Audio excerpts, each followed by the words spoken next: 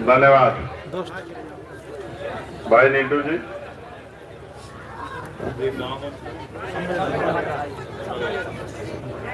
आज संबलहेड़ा गांव में चुनावी सभा में मुझे आपके बीच आने का मौका मिला।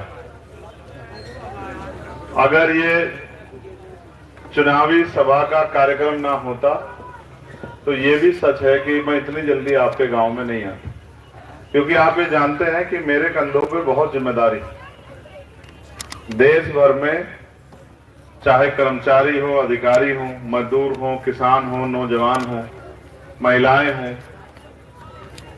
अलग अलग कंपनियों में, प्राइवेट सेक्टर में काम करने वाले हमारे साथी हो, जिनकी भी समस्याएं हैं, मैं लगातार उनके लिए काम करता रहा। ये अच्छा मौका हुआ कि इस बहाने आपके गांव में आने का मौका मिल गया। तो जिस बात को मैं सोचता हूं, याद करता हूं, महसूस करता हूं, वो बात सही साबित आज भी होती। मैं आप सबका धन्यवाद देता हूं कि आपने इतना अच्छा कार्यक्रम रखा। अपने काम छोड़ के आप सब लोग यहाँ जुटे।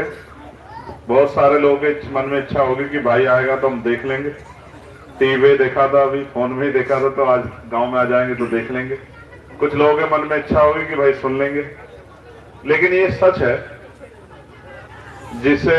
जिसको बदला नहीं जा सकता है कि आजादी के 75 साल बाद भी अभी भी गरीबों की, किसानों की, मजदूरों की, गांव में रहने वाले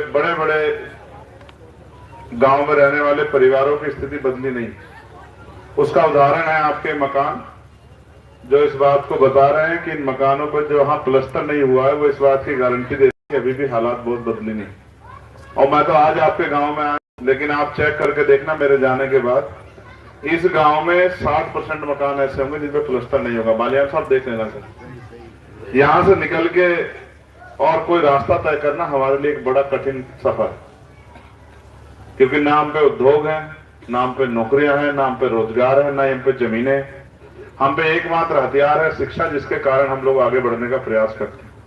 और हम कोशिश करते हैं इस महंगाई के दौर में, जहां शिक्षा का बाजारीकरण हो गया है कि पैसे वाले तो अपने बच्चों को प्राइवेट स्कूल में पढ़ा लेंगे, लेकिन गरीब तो सरकारी में भेज सकता है, क्योंकि उससे ज्यादा की हैसियत नहीं है।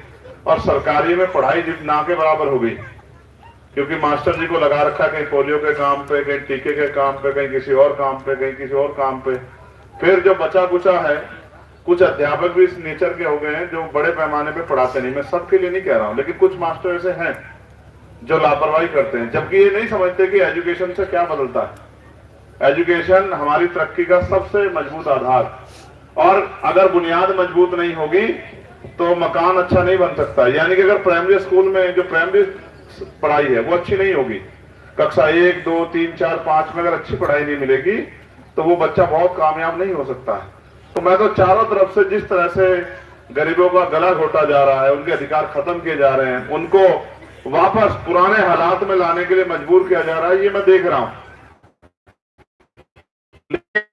अब चीजों को होते हुए देखते रहे और चुपचाप बैठे रहे, हाथ पे हाथ रख के, ये हमारे सामने रास्ता है। और दूसरा कि हम इसके खिलाफ आंदोलन चलाएं, संघर्ष करें, या इसी के साथ साथ आगे बढ़ते हुए राजनीतिक ताकत बना के इसको बदलने का काम करें।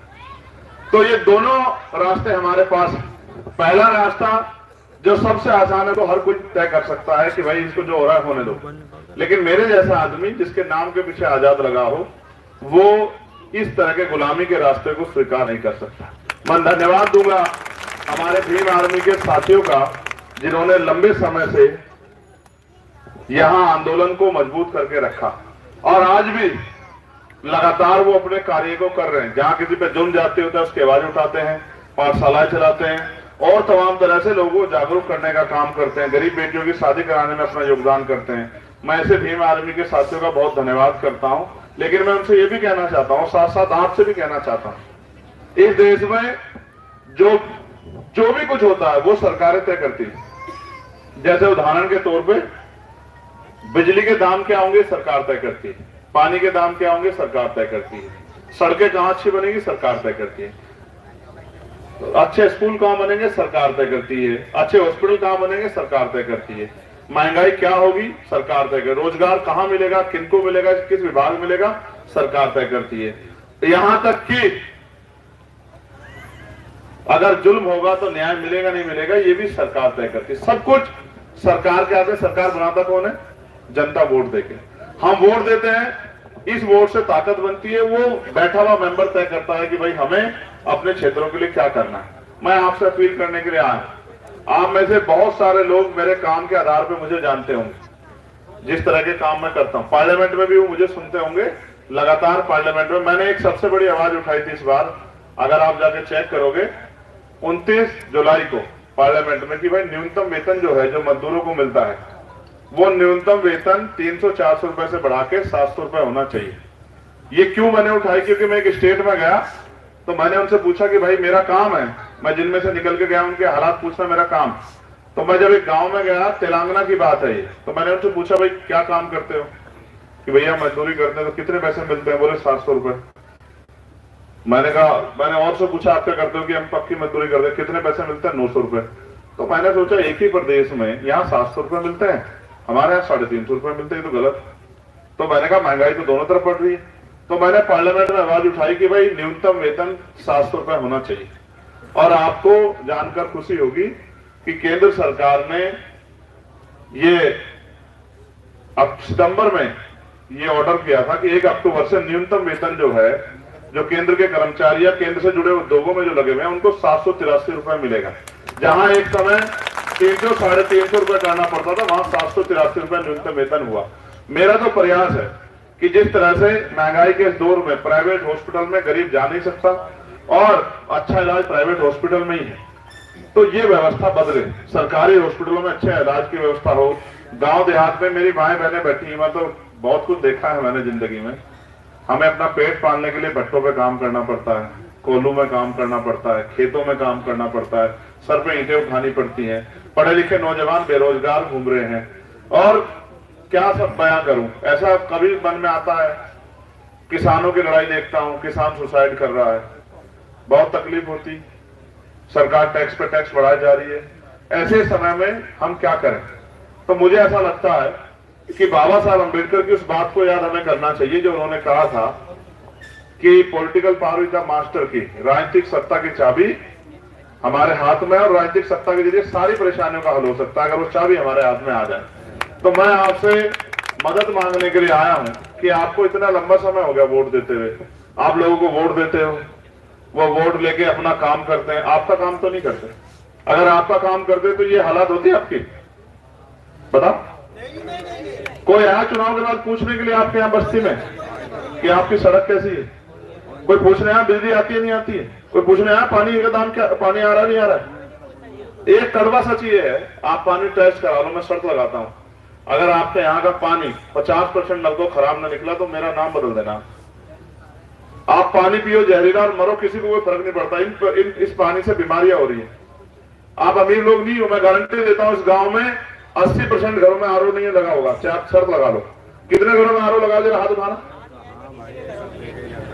मुश्किल से हो गए 2, 4, 10 घर, नहीं हो सकते। इस देश में गरीब की कोई हैसियत ही नहीं है, वो 2 टाइम की रोटी उसको मिल जाए बहुत बड़ी बात है। इस पर भी लोग सरकारें कहती हैं 4 किलो 5 किलो राशन देके कहती है सरकार के बहुत बड़ा काम कर रही है, जबकि ये नहीं पता। आपको पता है कि सरकार जो राशन देती है, राशन मिलता है नहीं मिलता आपके यहाँ? वो राशन का पैसा आता कहां से, पता आपको? क्यों भाई, पता आपको? बोला जी है? कहां से आता पता आपको? मोदी जी घर से नहीं देते हैं। ये जो आप सामान खरीदते हैं ना, ये जो टोपी आपने खरीदी है, इसका जब ये खरीदते हैं ना, इस पर टैक्स लगता है। आप पीने के पानी की बोतल खरीदते हैं ना, उस पर टैक्स लगता है। ये कुर्सी खरीदते हैं, उस पर टैक्स लगता है। ये जो मोबाइल खरीदा है, उस पर टैक्स लगता है। इस देश में टैक्स लगता है। यहां तक कि अपने बच्चे की वर्दी खरीदते हो, चीनी, दूध, आटा जो आप खरीदते हो, सब पे यहाँ टैक्स लगता है। आपकी कमाई का पैसा जाता है सरकार के खाते में, और उसी पैसे का सरकार का बजट बनता है, और उस बजट से सरकार जो योजना बनाती है, आप ही के पैसा आपके ऊपर लगा के सरकार ऐसा दिखाती है जैसे बहुत बड़ा काम कर रही है। आप अपने बच्चों से पूछो जिनको पढ़ा लिखा के आपने तैयार किया कि वो रोजगार करके आपकी परेशानी हल करने काम करें, इज्जत की जिंदगी प्राप्त करें, कुछ नहीं है। सारी सरकारें मिलकर उद्योगपतियों के लिए काम कर रही। जब उद्योगपतियों के लिए काम होगा तो आपके हिस्से में कुछ नहीं आएगा। मैं यहाँ जाति धर्म की बात नहीं कर रहा हूँ।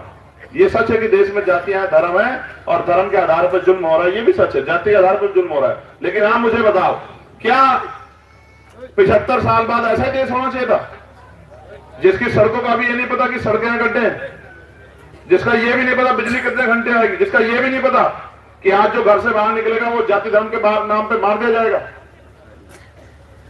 यहां सड़कों पे, अस्पतालों के बाहर लोग दम तोड़ देते हैं, लेकिन किसी को फर्क नहीं पड़ता है। हमने कोरोना का समय देखा, ऑक्सीजन नहीं थी हमारे देश में लोगों की जान बचाने के लिए। सिंध नेताओं ने अपने घर को भरे, आपके बारे में कभी सोचा नहीं है। इसलिए मैं आपसे बस ये कहना चाहता हूं, आपने सबको मौका दिया है, एक मौका आप अपनी लड़ाई लड़ने का चंद्रशेखर आजाद को भी दो, और फिर आप देखना कि कितना बड़ा बदलाव होगा। और आप जानते हैं, मैं 24 घंटे 7 दिन इसी उसमें लगा रहता हूं, कैसे किसी के आंसू पूछ सकूं, किसी की आवाज बन सकूं, किसी की मदद कर सकूं, क्योंकि मैं यहां से निकल के गया हूं तो मैं इस बात को जानता हूं। ये उपचुनाव ताकत तैयार करेगा। ये उपचुनाव जो जीत के जाएगा वो विधानसभा में अपने क्षेत्र की आवाज उठाएगा। आपने सुना है अपने विधायक को विधानसभा में बोलते हुए? अब तो आपका विधायक ही बदल गया विचार, वो सांसद बन गया। तो मैं आपसे मदद चाहता हूं कि आप इस लड़ाई मेरी मदद करो। बताओ, करोगे नहीं करोगे? दोनों हाथ उठाओ जो लोग मदद करेंगे। नहीं, झूठ मत उठाओ, नीचे करो हाथ। ईमानदारी से उठाओ जो लोग मदद करेंगे। पक्का? दोनों हाथ उठाओगे तभी मानी जाएगी। एक हाथ से उठाएगा उसकी मानी नहीं जाएगी। और ये जो बहनें वहां खड़ी हैं उनके हाथ नहीं उठ रहे हैं। मैं क्या मानूं कि भाई की मदद होगी नहीं होगी? बताओ। पक्का? अच्छा, नीचे करो हाथ। ऐसा तो नहीं होगा कि कोई पैसे वाला आ जाएगा तो कहेगा चंद्रशेखर को छोड़ो, हमारे साथ चलो, ऐसा तो नहीं होगा? बदल जाओगे? चलो छोड़ो, अच्छा बदल जाओ। सोचो, ये बताओ, वो आगे बढ़ जाएगा, आपका क्या होगा? बताओ। ये गरीबी की जिंदगी अच्छी लग रही है क्या? अच्छा, ये मेरी बहनें खड़ी हैं, चलो बताओ, एक सवाल का जवाब दो। जहाज में बैठ के देखा आज तक? हेलीकॉप्टर में, ट्रेन के एसी वाले डब्बे में बैठ के देखा है?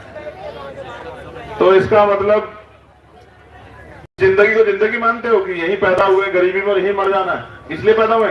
कौन से भगवान ने लिखा ये किसी के नसीब में? ये साधन सिर्फ अमीरों के लिए नहीं है, ठीक है? बदलने दो समय। हर गरीब को एहसास होगा कि वो खुद ताकत में आ गए जब चंद्रशेखर आजाद ताकत में आएगा। मेरी बात को आप याद रखें। हर घर को लगेगा कि अब हम ताकत में हैं, अब हमारी सुनवाई होती है। आप तो दफ्तरों में जाते हो, नहीं जाते? सरकारी दफ्तरों में कागज लेके मदद के लिए, और बताओ मदद के नाम पे पैसा लेते नहीं लेते? बताओ क्यों लेते हैं पैसा? क्योंकि उनको पता है कि नहीं करेंगे तो कहां जाएंगे, कोई सुनने वाला तो है नहीं। आज समय बदलेगा। आज जिनके दफ्तरों में आप जाते हो ना कागज लेके, कल वो आपके गांव में आया करेंगे काम कराने के लिए कि बताइए आपका क्या काम है। हमें जो है नेताजी ने आदेश दिए कि गांव में जाके काम पूछना है कि क्या काम है। समय बदलेगा, लेकिन बदलने में मदद आप ही कर सकते हैं।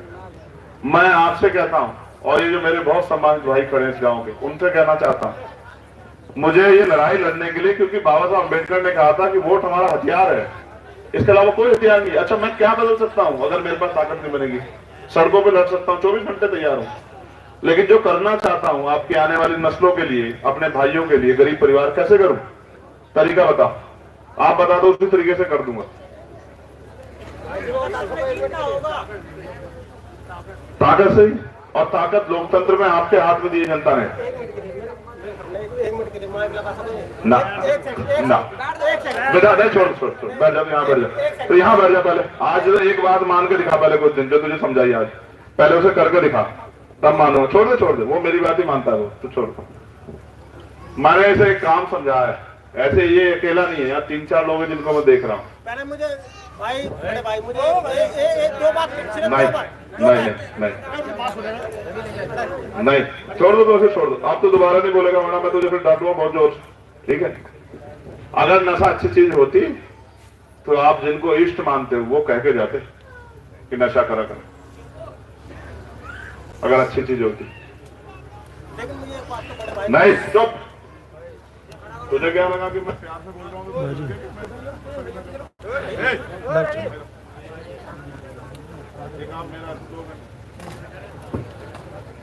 बताओ, नशा अच्छी चीज है क्या? बताओ। जिन लोगों के घर में करते हैं ना, उनके बच्चों से पूछो, उनकी पत्नियों से पूछो, उनकी माओ से पूछो जिनके बच्चे करते हैं, तकलीफ होती है नहीं होती है? जो कमाते हैं उससे ज्यादा उतना पैसा तो वहां लगा देते हैं। ये ठीक नहीं है, इसमें सुधार की जरूरत है। अपने गुरुओं की बात मान लो, अपने पीर पैगंबरों की बात ही मान लो, ये अच्छी बात नहीं है। अपने बड़ों की बात पर चलो तो सही रहोगे, ठीक है। ये अच्छी बात नहीं है। कहां सतगुरु रविदास जी महाराज ने कहीं कहा है क्या? बताओ, कहीं लिखा है क्या कि भाई कोई बता दो जितने यहां बैठे, कहीं कहा है क्या? बाबा साहब ने कहा है क्या? कहीं नहीं कहा। तो आपको बुराइयों में नहीं जाना चाहिए, इससे आपका नुकसान होगा। मैं ये कह रहा था, हम लोग जी लेंगे, लेकिन ये आने वाली पीढ़ी क्या करेगी इस देश में? बताओ, भूखे मरेगी। आप हालात नहीं देखते क्या? महंगाई का मुकाबला करने की हैसियत है हमारे लोगों की? 500 रुपए, कितने 500 रुपए का पर्चा बनता है प्राइवेट हॉस्पिटल में? है किसी, कितने लोगों की आमदनी है 500 रुपए रोज की? नहीं है, सच नहीं है ये बिल्कुल सच नहीं है। देश बदल गया है, हमारे लोगों के हालात नहीं बदले, हमें अपने हालात बदलने पड़ेंगे। अगर हमें इस दौर में जीना है तो हमें हालात बदलने पड़ेंगे, और सबसे पहला बदलाव ये करना पड़ेगा कि हम जिसको वोट देते हैं वो हमारी लड़ाई लड़े, इस बात की जिम्मेदारी हमें तय करनी पड़ेगी। और मैं फिर कहता हूं कि आप सबको तराजू में रोक के रख के तोल लो। अगर चंद्रशेखर आजाद सबसे ताकतवर न निकला तब कहना। मैं आपसे जाहिद के लिए मदद मांगने गया हूं कि आप जाहिद की मदद कराना। मेरे बाद बहुत लोग आएंगे, अच्छी बातें करेंगे, वो मुझसे अच्छे कपड़े में भी हो सकते हैं, मुझसे बड़े पैसे वाले भी हो सकते हैं, लेकिन देखो नेता बहुत है, नीति बहुत है, लेकिन नीयत नहीं है। अगर नीयत करने की होती, मैंने बड़े बड़े पैसे वाले देखे हैं, जेब में पैसे होते हैं, लेकिन एक गरीब को 10 रुपए की मदद नहीं कर सकते हैं, ठीक है। मैं इसी जिंदगी को जी के आया, इसलिए कह रहा हूं अगर बदलना है तो फिर बदलाव की शुरुआत खुद से करो, किसी दूसरे को मत कहो कि तू बदल, अपने आप करो बदलाव करो। और आप पे मौका है, मौका और दस्तूर दोनों।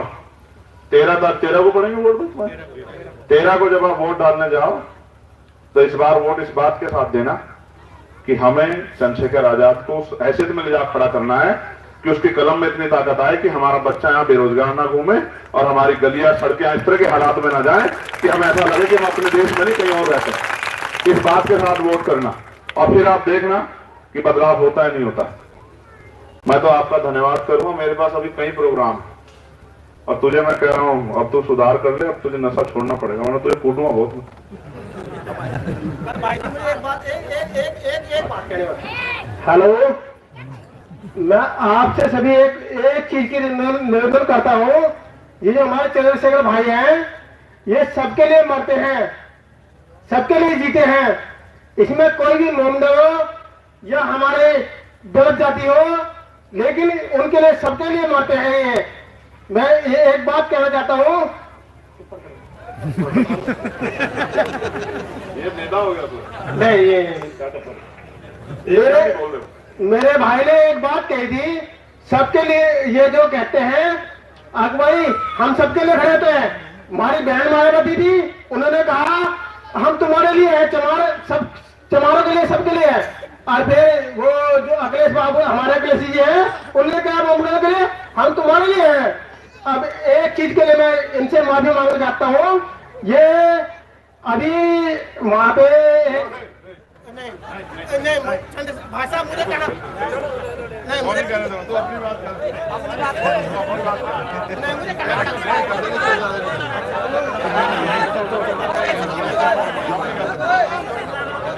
देखो इसकी पीड़ा है, इसकी पीड़ा मैं समझ गया। ये दिल्ली वाले मामले कह रहा है, वो आपने भी देखा होगा। मैं दिल्ली वाले मामले को नहीं कहना करी, मैं बड़े भाई मैं कहना जरूर मेरे भाई यार वो पीछे मैं आज आप मेरी बड़े की बात मानना। देखो नहीं, छोड़ दो बात, छोड़ सुनो। ये इनको ही पता है कि कौन इनके को इतने बराबर में खड़े कर सकता है, सबको पता है। मेरा तो भाई है ना, ये सबको मोमडन हो कोई भी हो, सबको बराबर में लेकर खड़ा होता है। इसका दर्द अपने जगह ठीक है, लेकिन देखो मेरी बात सुनो, हर जगह पे हर तरह के लोग, एक आदमी से पूरे समाज की तुलना नहीं हो सकती। अगर एक आदमी खराब होगा तो पूरा समाज खराब नहीं हो सकता। हमें सावधान रहना पड़ेगा। हम जो लड़ाई लड़ रहे हैं उसमें बहुत लोगों को तकलीफ भी हो रही है। ये कह रहा था कि मेरे भाई से सब लोग खिलस्ते हैं, नहीं, सब नहीं खिलस्ते हैं। वो खिलस्ते जिनको लगता है कि अगर चंद्रशेखर आजाद आगे बढ़ गया तो फिर ये गरीब गुलाम नहीं रहेंगे, वो खिलस्ते तो क्या फर्क पड़ता है, हम अपना काम करेंगे। मुझे अपने लोगों की, गरीबों की, कमजोरों की, मजलूमों की चिंता, किसानों की चिंता। मैंने उनका दर्द देखा, तो मैं नहीं लड़ूंगा तो कौन लड़ेगा उनके लिए? मैं अपना काम करूंगा, मुझे फर्क नहीं पड़ता। मुझे हमारे आने वाली पीढ़ियों की चिंता है।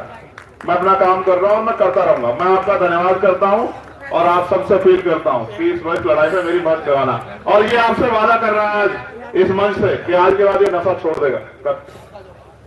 मैं वादा करता हूँ बड़े मंदिर पे खड़ा होकर के, मैं आज के बाद कोई नशा करूंगा नहीं करूंगा, बिल्कुल। लेकिन ये बात है पक्की, मैं आज अपने भाई के चरण छूए कहता हूँ, अपने भाई के। नहीं, ऐसा नहीं करते, ऐसा नहीं करते, ऐसा नहीं करते।